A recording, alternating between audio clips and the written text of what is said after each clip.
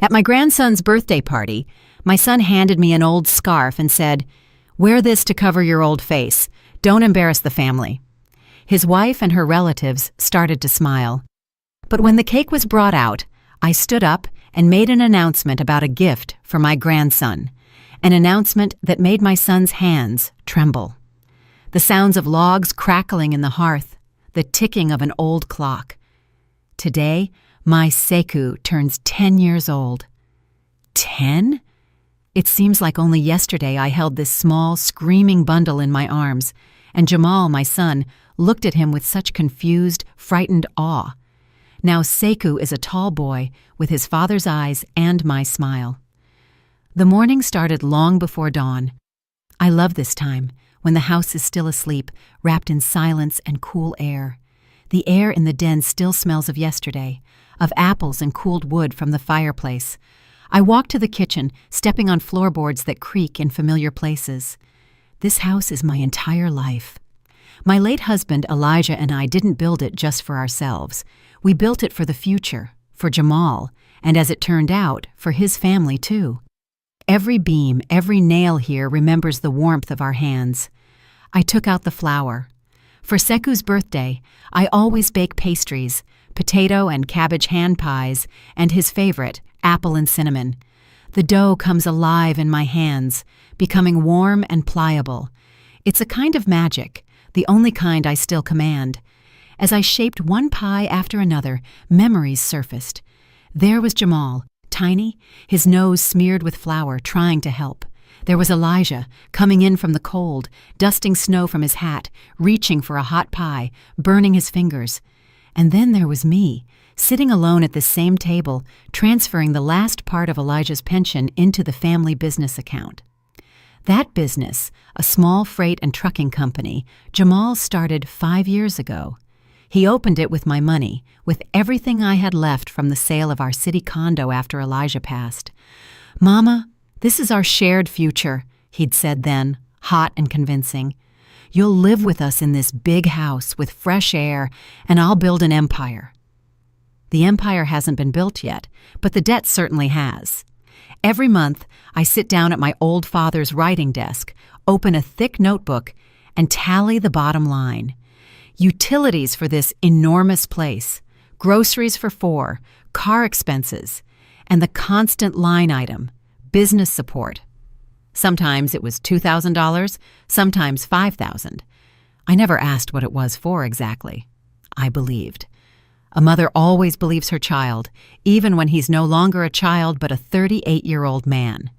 Dior, my daughter-in-law, swept into the kitchen. She gave me a glance full of lazy disdain and wrinkled her perfect nose. "Still with your homemade pies, Aziza Amani? Who eats that stuff anymore? It's the last century. You should have ordered some trendy cupcakes or tartlets, so we wouldn't be embarrassed in front of our guests."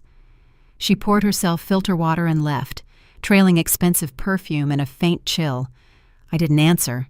I haven't answered her in a long time. Why bother? Words bounce off her like water off Teflon. Her world consists of designer clothes, exclusive resorts, and status connections. In that world, there was no room for my pies, my gray hair, or my wrinkles. I was as outdated as my baking, a useful yet shameful relic, the person who paid the bills and minded the house while they lived their full lives. By evening, the guests arrived, mostly Dior's relatives and friends, loud, self-assured people who surveyed my home with courteous, proprietary condescension. They praised the renovation Dior had done in the den, cold, gray, and impersonal, and loudly discussed their Christmas vacation plans to Miami or Cancun. I felt like hired help at someone else's party, a free accessory to my own home. Sekou was happy. He unwrapped his gifts, his eyes shining. A huge Lego set, a new tablet, a remote-controlled drone. I gave him a good, expensive encyclopedia about space. He had wanted it for a long time. He hugged me so tightly my breath hitched. "Thank you, Grandma. You're the best." In that moment, I was ready to forgive everything. The sidelong glances, the caustic remarks. All for this minute, for this pure, genuine joy. Then it was time for toasts, and Jamal, my son, rose with a glass. He looked a little strained, as if bracing himself for something. He said a few kind words about Sekou, and then turned to me. "We have gifts for everyone," he said in an unnaturally loud voice, drawing all eyes. "And we have one for our mother, too." He held out a small, carelessly wrapped bundle in crumpled paper. I took it. Inside a cheap cardboard box was a scarf, a dull, gray-brown, unpleasant-feeling synthetic thing, the kind they sell at flea market stalls for a few quarters. I raised my confused eyes to my son. Jamal wouldn't look at me. His gaze was fixed somewhere to the side, on Dior, who watched him with an encouraging smile. And then he spoke the words that stopped time. "Here, Mama, put this on. Cover your old face. Don't embarrass the family in front of our guests." He didn't whisper it. He said it loudly, clearly, so everyone could hear, so that Dior's smug relatives could hear, so that my 10-year-old grandson could hear. A second of deafening silence followed. Then I saw their smiles. They weren't loud, but they were sharp, like glass shards. Dior smiled triumphantly. Her mother, a plump, pampered woman, covered her mouth with her hand, but her eyes laughed. Her cousin gave an approving grunt. They all looked at me with the same expression of fastidious superiority. In that moment, the world went silent for me. All the noise, the laughter, the chatter, the clinking of glasses, it all vanished. Only a ringing void remained, and this gallery of faces. My son's face avoiding my gaze, my daughter-in-law's full of malicious glee, her family's faces savoring my humiliation. I felt no pain, no tears welled up, no offense flared. No. It was as if something deep in my chest clicked, not with a groan, not with pain, but clearly, coldly, and conclusively, like the shutter of an expensive camera forever capturing a single frame, a frame that made everything clear, their relationship, my place, my future in the house that I built. In that instant, my blind maternal love died. Hope died. Aziza Amani, the accommodating, understanding, and forgiving mother and grandmother, died. And another woman was born, calm, cold, and completely clear-sighted. I sat with that ugly scarf on my lap, and the world slowly returned. Sounds started to emerge again. Someone nervously coughed. A fork clattered onto a plate. But the silence inside me didn't fade. It simply became different, thick, heavy, like deep water. I looked at my hands resting on my knees. All my life, these hands had been busy, kneading dough, scrubbing diapers, pulling weeds, counting bills to make ends meet. They built this house, they gave, and now they were handed this cheap, slippery piece of synthetic fabric to cover an old face. So this was it, my price. This was the result of my life, my sacrifices, my love. I was an annoying inconvenience, a wallet that needed to be invisible. A ghost in my own house, smelling of mothballs and shame. Suddenly, I saw everything with astonishing icy clarity. Every innuendo, every eye roll from Dior, every plea from Jamal to be understanding and help out a little. They weren't accidents. They were steps on a staircase leading to this very moment, to this scarf. Slowly, year after year, they had been erasing me, stripping away my personality, leaving only a convenient function. And now they had decided that the function was fulfilled and could be discarded, covered with a rag like old furniture. My gaze swept the room and settled on Sekou. He sat at the table, a little embarrassed by the general awkwardness, picking at his salad with a fork. The only pure, bright person in this room, filled with poison. He hadn't understood the meaning of his father's words, but he felt that something bad, something wrong had happened. And in his bewildered eyes, I saw not my past, but his future. What kind of future awaited him with a father who so easily betrayed his own mother, and a mother who applauded it? What would they teach him? The same consumerism, the same cruelty, wrapped in fake smiles. They would mold him into someone just like them, a person for whom nothing was sacred except money and status. No, that would not happen. At that moment, Dior, recovering from her momentary triumph and wanting to smooth over the awkwardness, walked in with the birthday cake. 10 candles burned on it with bright, flickering lights. "Here's our birthday boy! Seiko, make a wish!" she chirped, setting the cake in front of her son. The guests livened up, clapped, and broke into a round of happy birthday. Their voices sounded distant to me, as if coming from far away. I watched the candle flames, their reflection in my grandson's eyes, and while they sang, the decision fully matured inside me. Not an angry one, not a vengeful one, but a calm, calculated, and utterly unshakable one. The song ended. Sekou, taking a deep breath, blew out all the candles in one go. The room erupted in applause again. Jamal took the knife to cut the cake. His face was already placid again. He apparently thought the incident was over. His mother had swallowed the insult, just as she had swallowed everything else before. And then I stood up. All eyes immediately turned to me. They probably expected me to burst into tears or start reproaching them. Dior looked defiant. Jamal frowned. I surveyed everyone with a calm, attentive gaze, and my voice, when I spoke, surprised even me. It was even, firm, and completely devoid of emotion. "I have a gift for Sekou too," I said. "A gift for his future." Silence again descended upon the room. I looked at my grandson. "Sekou, your grandfather Elijah and I built this house years ago.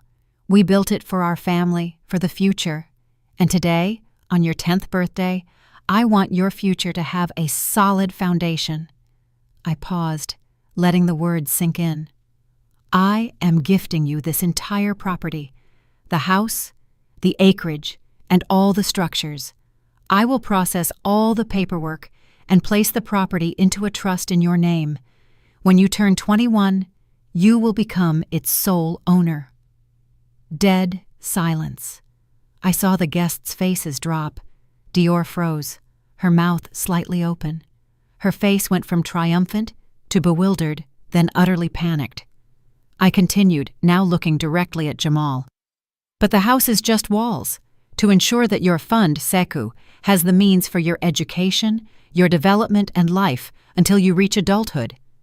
I have made another decision. I am liquidating my share of our family business. All funds from the sale of my half of the assets will go into your trust fund." Now the silence was ringing.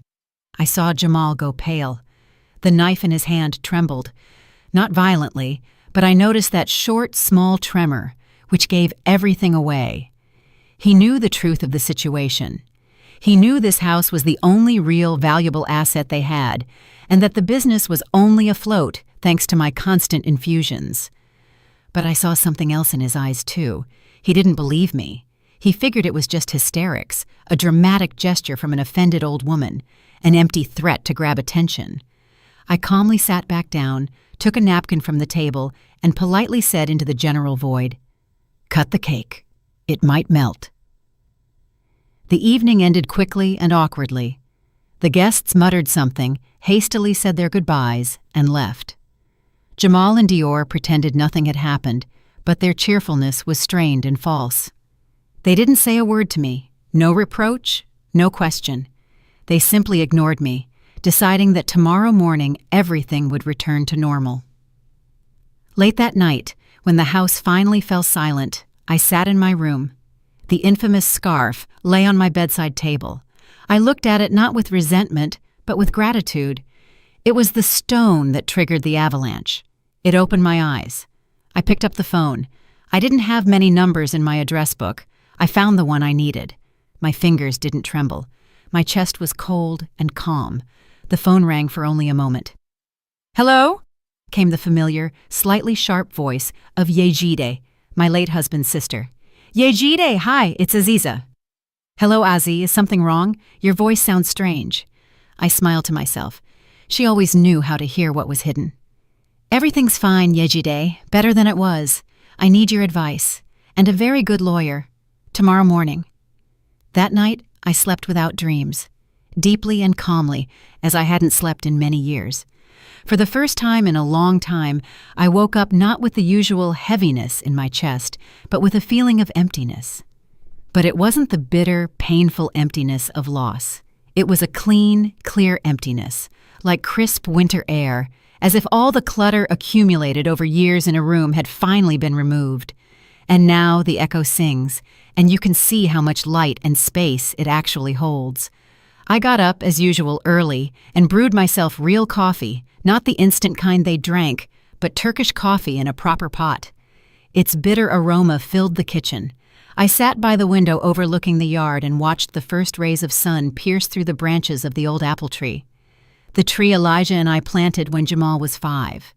Everything in this house, everything in this yard, was steeped in the past, but today I looked at it for the first time not with nostalgia, but with a slight detachment, as if rereading a book whose plot I already knew by heart. They came downstairs around 10, Jamal and Dior. They walked together, as if preparing for an important diplomatic visit. Their faces wore condescending, slightly tired smiles, like those of wise adults about to pacify a capricious child. They approached my table. Dior sat on a chair opposite me, placing her manicured, well-cared-for hands on the table.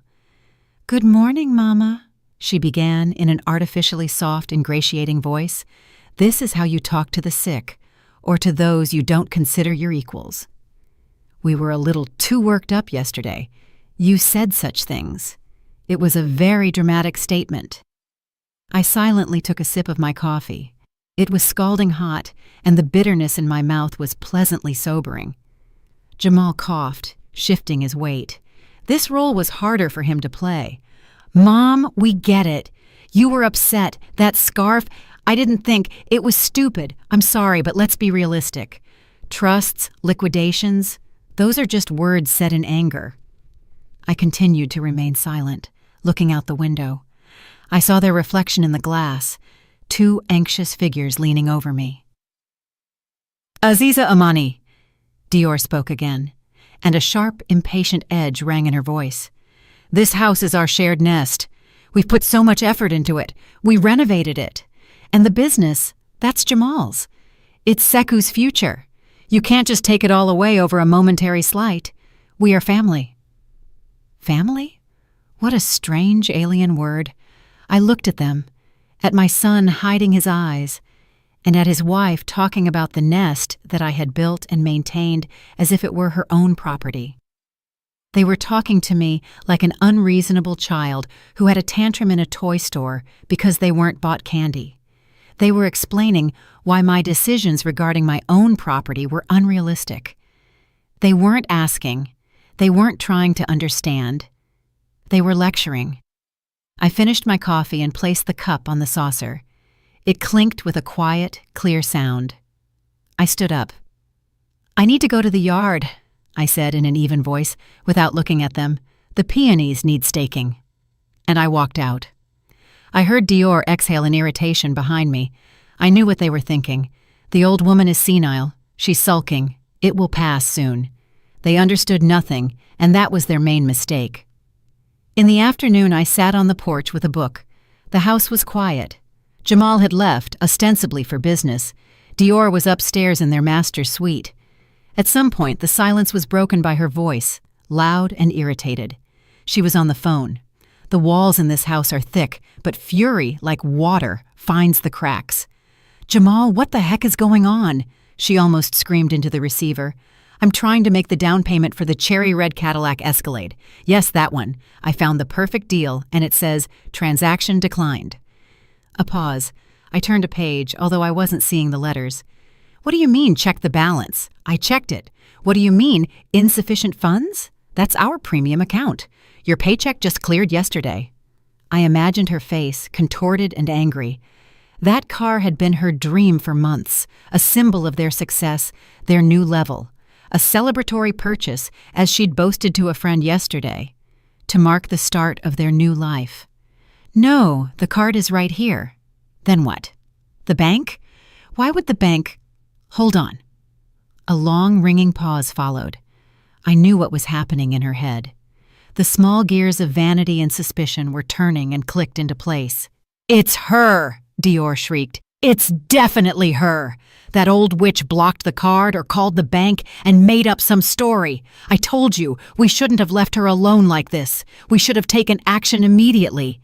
But you kept saying, Mama, Mama. She's getting petty old lady revenge the only way she knows how.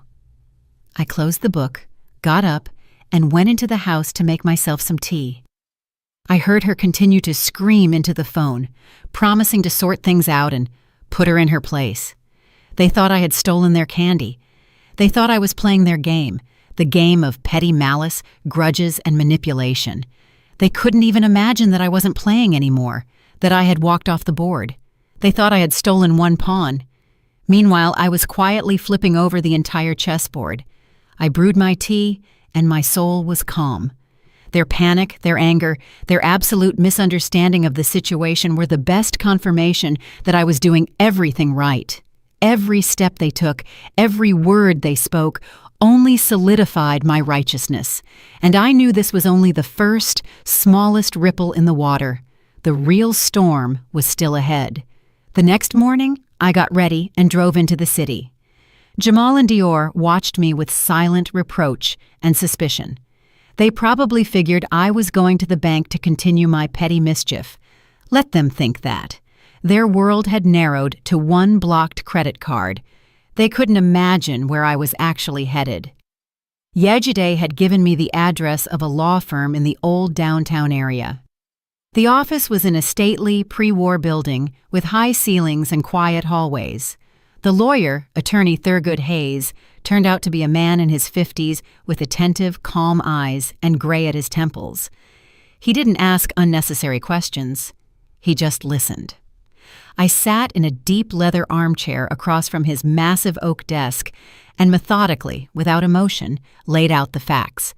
I told him about the house, which was entirely in my name, about the business, where I was a 50% co-owner, about my desire to establish a trust fund for my grandson and to liquidate my stake in the firm to do so. I spoke, and he took notes in a pad, nodding occasionally. Aziza Amani, I understand, he said when I finished. The situation is clear, and so is the action plan. To start the procedure, I need all the foundational documents for the company and the financial statements for the last year. The more complete the documentation, the faster we can move. I was prepared for this. I was accustomed to order over the years. At home, in my old dresser, I had a separate folder where I kept everything related to the family business. All contracts, all bank statements, all receipts for my transfers. I kept them not out of distrust, but simply out of habit, a habit instilled by my own father, who was an accountant. Money loves counting, and documents love order, he used to say. I handed Attorney Hayes a thick folder. He put on his glasses and methodically began to study its contents, page by page. Silence fell in the office, broken only by the rustle of papers. I looked out the window at the clouds drifting across the sky and felt strangely calm. I was in the right place. I was doing what I had to do. 20 minutes passed. Attorney Hayes remained silent, only occasionally frowning and underlining something with a pencil. Then he stopped at one of the latest bank reports. He stared at it for a long time, then removed his glasses and looked at me over the top of them. Aziza Amani, I have a question for you. Right here, 3 weeks ago, a very large sum, almost $300,000, was deposited into the company account. Was this a new investor, or did you sell some assets? I looked at him, confused. $300,000? No, there were no investors, and we didn't sell anything. I would know. Strange. He put his glasses back on and slid the document toward me, pointing to the line. Look here. Credit Tranche, Financial Guarantor. Do you know this organization? I peered at the line. The name meant nothing to me. No, I've never heard of it. We always use the same major bank for credit, and only for small amounts of working capital. The lawyer's face grew serious. He leaned back in his chair. Financial Guarantor is not a bank. It's a microcredit organization for businesses. They give large sums at very high interest rates and with draconian penalties for late payment. Businesses only turn to them in the most desperate situations. Tell me, did your son mention taking out such a large loan? No, Not a word. The chill I had first felt at my grandson's birthday party began to rise from deep in my chest again, but now it was different. It was alarming. Attorney Hayes fell silent, flipping through the papers further. His fingers stopped on the last page of the report. "And this is even more interesting," he said softly. "This sum, $300,000, stayed in the company account for less than 24 hours, and the very next day, the full amount was transferred to a personal account." Wait a minute. To the personal account of your daughter-in-law, Dior Pasternak. The payment purpose reads, "Repayment of non-interest loan agreement." The air in the office grew thick. I looked at the lawyer, but I saw Dior's face before me. Her triumphant smile that evening, her screams on the phone about buying a new cherry-red car. Aziza Amani, obtaining a loan like this requires the consent and signature of all co-owners, meaning yours too. Did you sign any loan agreements last month? No. My voice sounded muffled. Nothing. Attorney Hayes stood up, went to a cabinet, and pulled out a thin folder. Just as I thought. When Yejidi contacted me, with her permission, I made a preliminary inquiry into the corporate registry. Here is a copy of the loan agreement with financial guarantor. He opened the folder and placed it in front of me. On the last page, in the co-owner 2 slot, there was a signature. My signature. Or rather, one very similar to it, but somehow uncertain, shaky, as if a stranger's hand had painstakingly copied it from a sample. I stared at that forged signature, and the picture clicked into place. It didn't just click. It seared me with its cynical, ugly completeness. They weren't just living off me. They weren't just disrespecting me. They were setting a trap. The plan was simple and monstrous. Take out a huge loan in the company's name with my forged signature. Quickly transfer the money to their personal account. Buy the new car with it. Maybe make a down payment on a place in Buckhead. And then just abandon everything. Abandon the company with a massive debt at unimaginable interest rates. And I, as the co-owner, would have been forced to pay that debt from my pension, selling this house, the only thing I had left. They weren't just planning to leave. They were planning to leave me destitute, in ruins, facing shame and a debt trap in my old age. The scarf Jamal gave me wasn't just a cruel joke. It was a parting gift, a symbolic gesture. Cover your face, Mama. You're about to be very embarrassed. Disappear. In that moment, the last ember of feeling, of pity, of doubt that still glowed within me, died. Everything was burned to ashes. Only a cold, hard, granite-like calm remained. I raised my eyes to the lawyer. "Attorney Hayes," I said, my voice steady, without a tremor or a tear. "Make a copy of that agreement and start the procedure. But now, not just the liquidation of my share.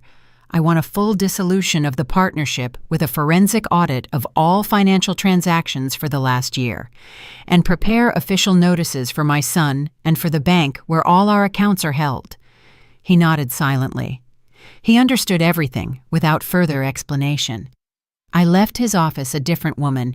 The woman who walked in an hour ago could still doubt, could still regret.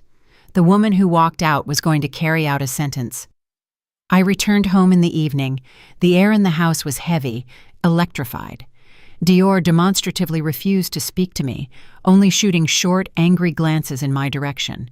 Jamal tried to act carefree, talking loudly on the phone about some prospective deals. But I saw the tension in his shoulders. They were waiting.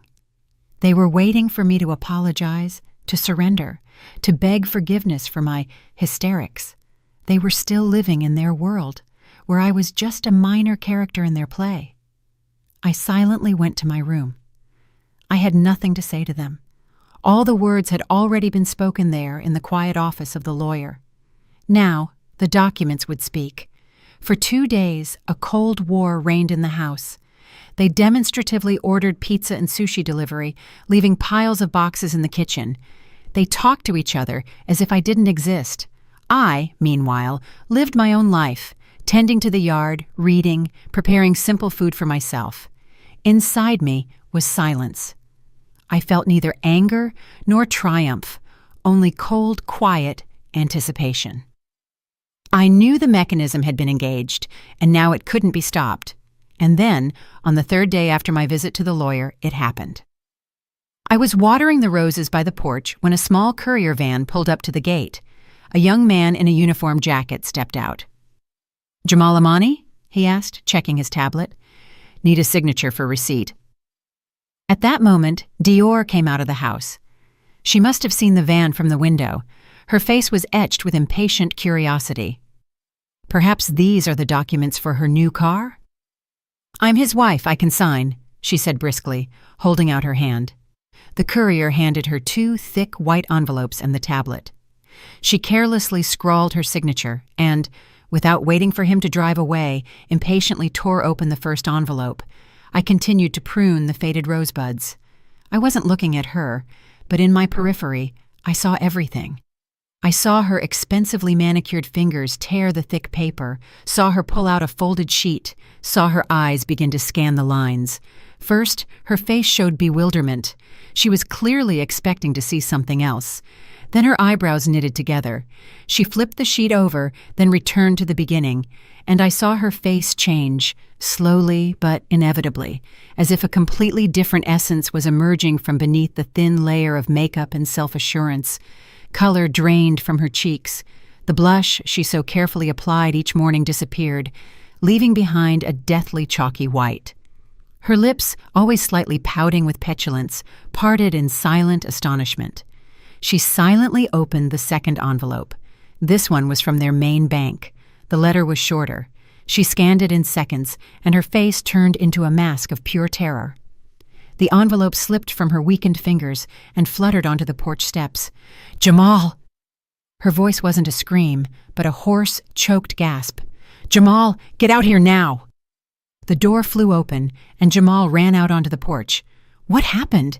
What's all the shouting for?" he began, irritated, but seeing his wife's face, he stopped short. "What is this?" she whispered, pointing to the papers lying on the ground. Jamal frowned, picking up the first sheet. I saw his profile. First, a condescending smirk. He probably thought it was just another piece of junk mail from some marketing agency, but then the smirk slid off his face. He started reading. His eyes widened. He clenched the paper so tightly his knuckles turned white. His bravado, his feigned confidence, it all crumbled off him like plaster from an old wall. I saw those terrifying official words I now knew by heart, dancing before his eyes.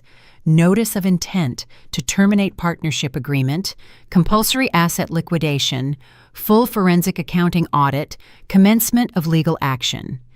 He snatched up the second sheet.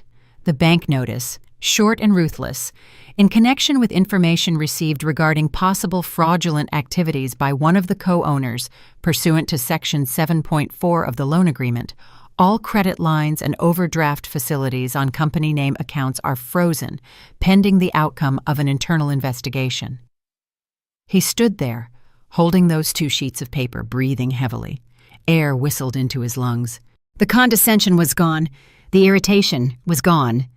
Only pure, primal, animal fear remained, the panic of a man who had run a marathon, certain of his victory, only to discover a step from the finish line that he had been running on the wrong road, and now a precipice awaited him instead of a pedestal. He raised his eyes to me. There was not a shred of the condescension with which he had looked at me 3 days ago. There was horror and incomprehension, an utter shock that this was even possible. This couldn't be happening. It was just old lady hysterics, just a slight, just a stupid scarf. It couldn't have led to this.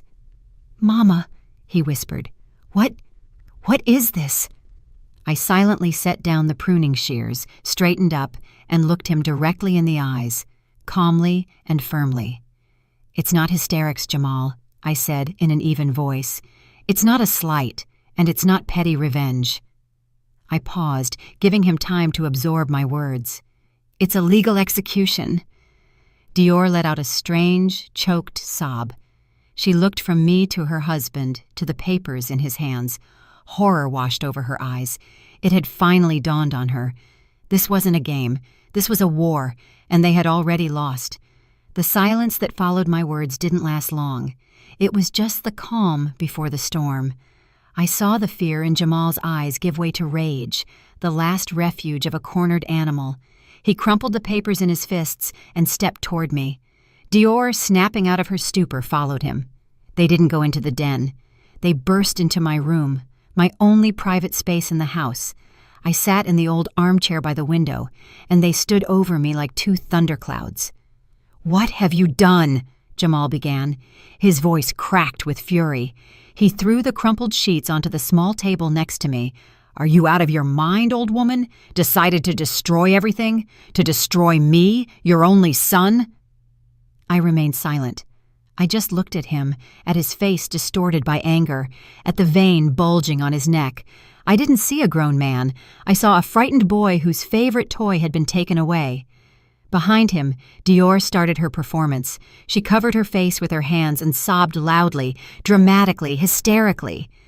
They weren't tears of grief, but tears of rage and helplessness. "Our house, our business, Seku's future," she wailed through her sobs. "How could you? Don't you have a heart? You're a grandmother. Do you want your grandson to be penniless, for us to be out on the street? Why such cruelty?" It was a storm, a hurricane of accusations, reproaches, and emotional blackmail. They worked as a pair, like a well-rehearsed duo. He pressed the buttons of filial duty and my guilt. She played the chords of the grandson's future and family values, the very values they themselves had trampled on days earlier. "I slaved away for you my whole life," Jamal shouted, waving his arms. "Tried to build something so you could live in comfort, so everyone had everything. And you erased it all with a stroke of a pen over some stupid scarf, over senile dementia." He paused to catch his breath, and Dior instantly took over. "We took you into our home, cared for you, and this is how you repay us? With black ingratitude. You're just a spiteful, angry old woman who hates our happiness in your own house." For a moment, those words stung in the house I built and paid for. But the pain wasn't sharp anymore. It was just a dull, familiar echo of the past. They shouted for a long time, venting everything. Their resentment, their fear, their anger. They blamed me for everything, for their failure, their debt, their problems. I was a convenient target. In their worldview, I was at fault, not their greed, not their weakness, not their deceit. I sat and waited. I was like a cliff face battered by waves. They crash, foam, and pour all their fury upon it, but the cliff stands firm. It simply waits for the storm to subside, and I knew it would subside. They didn't have an infinite reserve of energy. The moment finally came. Jamal was hoarse. His rage was spent. All that was left was heavy, exhausted gasping. Dior stopped sobbing, and now just quietly, convulsively sniffled, darting looks at me to gauge the effect. They were worn out. Silence returned to the room, filled with the smell of their anger and my calm. I waited another minute, and then slowly, without a single wasted movement, I leaned down and retrieved a single sheet of paper from the desk drawer, the copy Attorney Hayes had made for me. I placed it on the small table in front of them, right on top of the crumpled notice. Jamal looked at the sheet with confusion. Dior stopped sniffling and craned her neck with curiosity. Jamal reached out, took the paper, and smoothed it. I watched his eyes scan the familiar official lines of the loan agreement. He still didn't understand. He probably thought it was another document from the same series. And then his gaze fell on the last page, on the co-owner 2 slot, on the signature. I saw the last drop of blood drain from his face. He froze, staring at that forged, clumsy scrawl that was meant to be my sentence. His shoulders slumped, the paper dropped from his fingers and slowly fluttered onto the rug. Dior, not understanding, bent down and picked up the sheet. She peered at it. Her eyes widened. She shifted her gaze from the signature to me, then back to the signature. There was no remorse in her eyes. There was the primal terror of being caught. And then I spoke, softly, almost a whisper, but in that deafening silence, my voice rang out like a bell. "You shouted, 'After everything we've done for you, I looked directly into my son's eyes. "Did you mean after everything you've done to me?" Silence. Absolute, dead silence. They had no words. All their accusations, all their shouts, all their tears, they all shattered against that single sheet of paper. Their meticulously constructed drama about the ungrateful mother collapsed, exposing the ugly truth of their own betrayal. They looked at me, and for the first time in many years, they saw me for who I truly was. Not as the help, not as the wallet, not as the old capricious mother. They saw the person who knew everything about them, who held the evidence of their crime in her hands. In that moment, I understood that all the power belonged to me, and it wasn't the power of revenge, it was the power of truth, and it was devastating. After that scene in my room, the house sank into a strange, viscous silence. They stopped shouting. They went into hiding, walking around the house like shadows, talking in whispers. Their fear was almost palpable. But I knew this wasn't the end. A cornered animal doesn't give up. It prepares for one last desperate lunge. I didn't know what form it would take, but I was certain they would try something. Their final attempt turned out to be even baser and more cynical than I could have imagined. 2 days later, on a Saturday, Dior approached me with an unnaturally meek, sorrowful face. "Aziza Amani," she said in a quiet, respectful voice I had never heard from her. "We are very worried about you, about your state. We understand you aren't doing this out of malice. We invited my parents and my uncle over this evening just to have a family discussion, to find a way out of this terrible situation. Please, don't refuse." A family council. I immediately understood what kind of council this was and what my role in it would be. It was their last, dirtiest card. They intended to stage a performance where I was the senile, unstable old woman influenced by bad advice and destroying her own family. And they were the unhappy, loving children trying to save both me and themselves. I calmly nodded. "Fine, I'll be there." Her eyes flashed with triumph for a moment. She was sure I had walked into their trap. That evening, their tribunal gathered in the den. Dior's parents arrived, her mother, plump and gleaming with self-satisfaction, and her father, a stern man with a heavy gaze who had always looked at me as if I were empty space. Her uncle, some local mid-level county official, whose demeanor exuded authority and self-confidence, also came. I was seated in an armchair in the center of the room. They arranged themselves around me, forming a tight circle. The atmosphere was like an interrogation. Jamal started. He spoke in a choked voice, full of sorrow. He talked about how I had always been a wonderful mother, but lately I had been unlike myself, withdrawn, suspicious, acting irrationally. He didn't mention the scarf or his words at all. Instead, he painted a picture of my slow decline. Then Dior took the floor.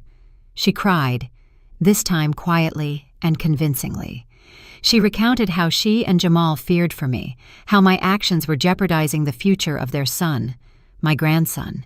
She brought up Yejide. She's a jealous, lonely woman who always disliked us and is now manipulating an elderly person.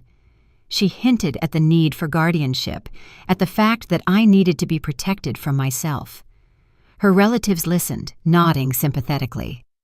Dior's mother chimed in, yes, this happens with older folks. Clouded judgment. Poor children, the mother said to them. What a cross you have to bear. The uncle frowned and delivered a line like, yes, measures must be taken here. Can't let it slide. I sat and kept silent. I watched this circus with cold detachment. They played their parts, confident in their success. They were in their element, surrounded by their people, and they believed I was alone against all of them. Dior's father, Mr. Igor Pasternak, turned to me. Aziza Amani, he said in a heavy, patronizing tone. You must understand. Your children only want what's best for you. Maybe you should take a break, go to a nice assisted living facility, get some treatment, and they will sort out the affairs themselves. At that very moment, when their victory seemed so close, the door to the den quietly opened. Yejide stood on the threshold. She was holding a thick folder in her hand. "Good evening," she said in her usual, slightly sharp voice. "I apologize for the intrusion. I heard you were having a family financial council here. I didn't mean to interrupt." Jamal and Dior froze. Their faces stretched. They hadn't expected this. Yejide calmly walked into the room, went to the large dining table, and placed her folder on it. "I'm very timely," she continued, looking around at everyone assembled with a sharp, piercing gaze. "I'm a retired forensic accountant after all, and when my sister-in-law, Aziza, came to me for advice, I naturally couldn't stand aside. I took the liberty of preparing a brief report to make it clearer what we're all talking about." She opened the folder. From it, she extracted several printouts stapled together. "Let's start simple." She placed the first sheet on the table. "This is a summary of all money transfers from Aziza Amani's accounts to company name accounts over the last 5 years. The total amount, as you can see, is $742,000. This doesn't include her pension, which went entirely to maintaining this house." She paused. The room was silent. "And here is the second document." She placed it on the table. "This is a statement of major expenditures from the company's corporate accounts. Trips to resorts, luxury restaurants, purchases of expensive clothing, 2 cars for Dior Pasternak. I won't bore you with details. I'll just say that less than 30% went to operational needs." Dior's mother's face slowly began to turn crimson. The uncle stopped looking self-assured and now stared at his niece with unconcealed interest. "And now, the cherry on top." Yejide pulled out the last document, a copy of that very loan agreement. "Here's a very interesting document. A loan for $300,000, taken out 3 weeks ago, collateralized by the entire business. As you can see, it's signed by both co-owners.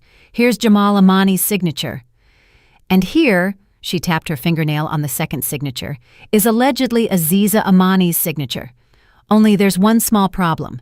On the day this agreement was signed, Aziza Amani was in a rehabilitation facility in coastal Georgia, where she goes every year. I have the reservation, the transport receipts, and the registration log from the facility. So this signature, as they say in certain circles, is an object of very interesting examination. That would be Federal Statute 18 U.S.C. 1344, bank fraud, or at the very least, forgery." She fell silent. And in that silence, the words bank fraud sounded like a gunshot. Dior was white as a sheet. Jamal stared at the floor, his neck crimson. Mr. Igor Pasternak, Dior's father, slowly stood up.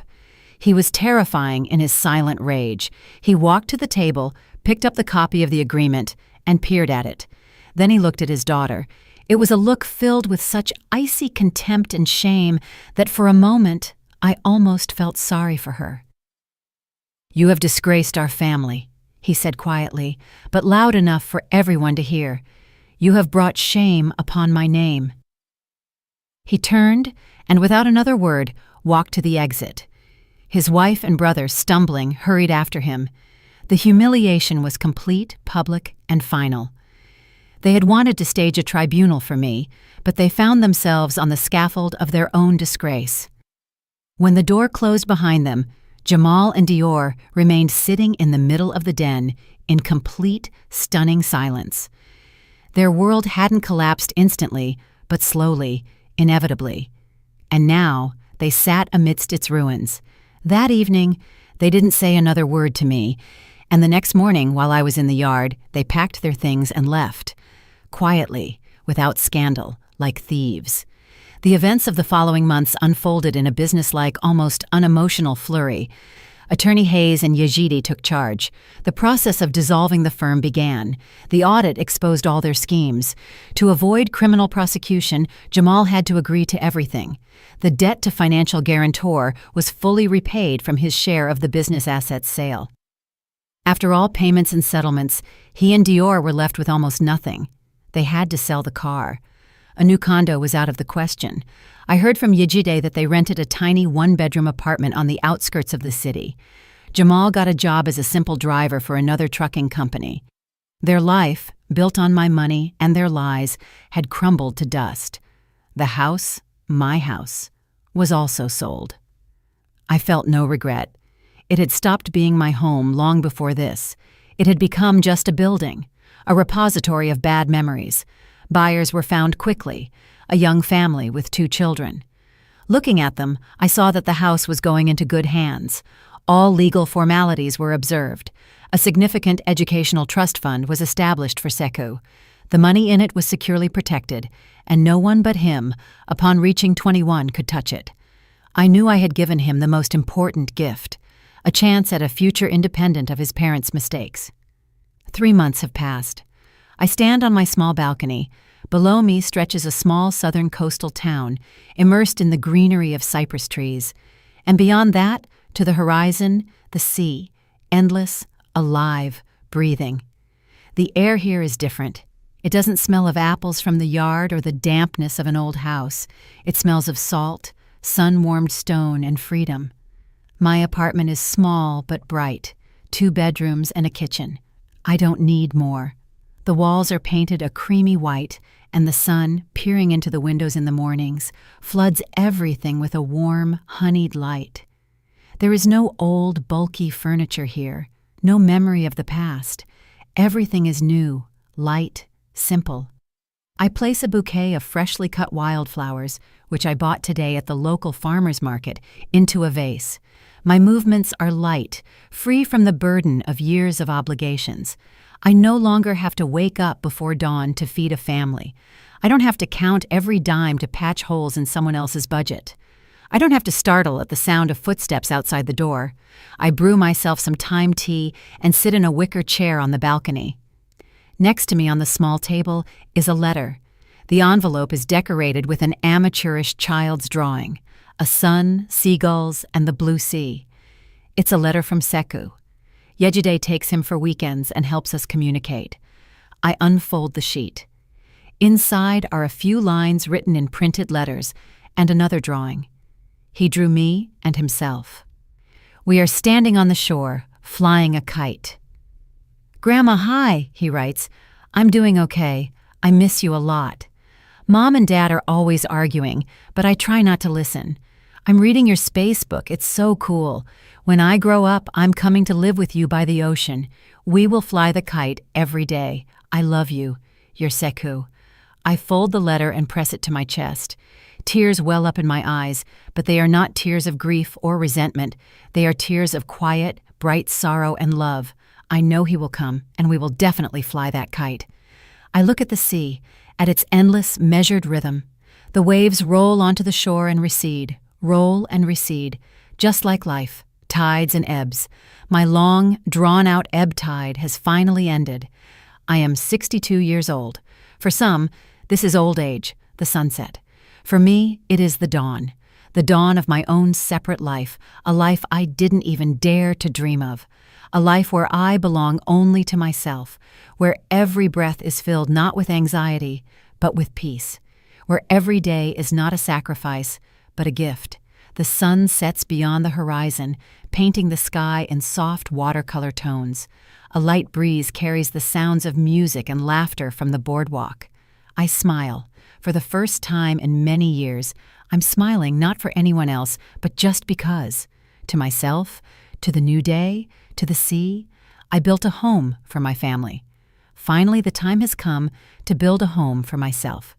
Did you like the story, and which city are you listening from? Let's meet in the comments. If you liked the story, you can support me by sending a super thanks so I can keep bringing more stories like this. Thank you so much for your sweet support. I'm looking forward to your comments on the story. On the screen, you can see 2 new life stories that I highly recommend. There's so much more on my channel. Don't forget to subscribe. See you in the next life story with love and respect.